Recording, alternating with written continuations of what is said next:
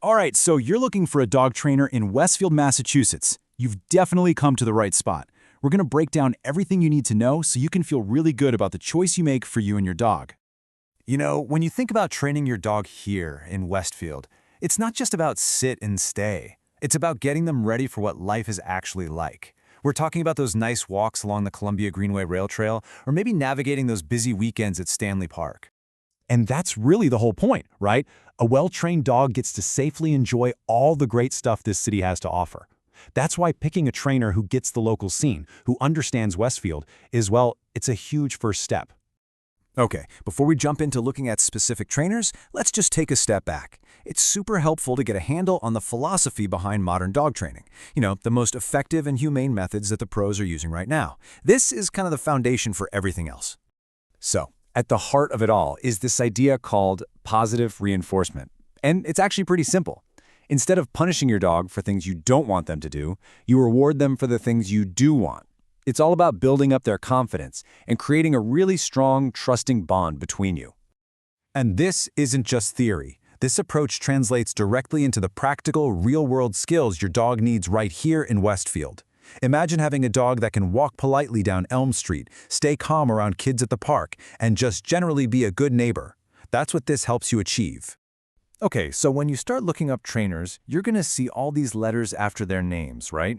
It can look like a whole alphabet soup. Well, those aren't just for show. They actually mean something important. They tell you about the trainer's education, their expertise, and that they've been professionally certified.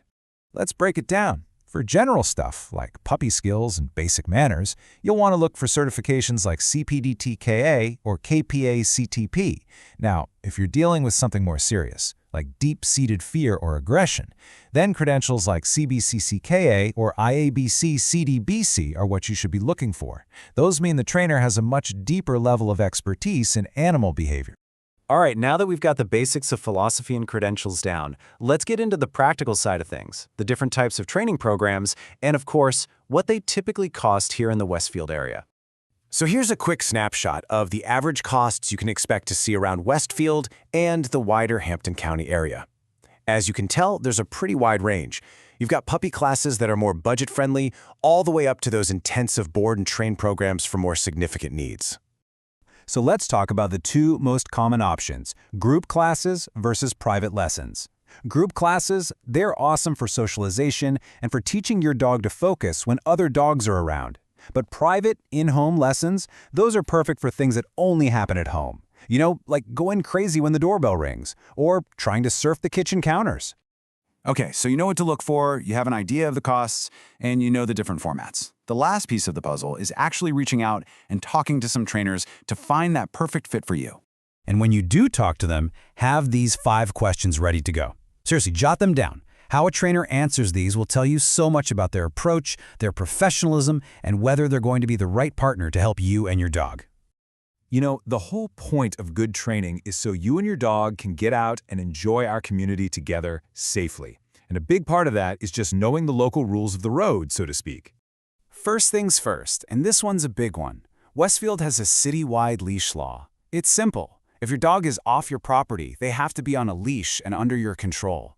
And on top of that, there's the state law. Massachusetts requires every dog to be up to date on their rabies vaccine, and you have to have that little tag on their collar whenever they're out.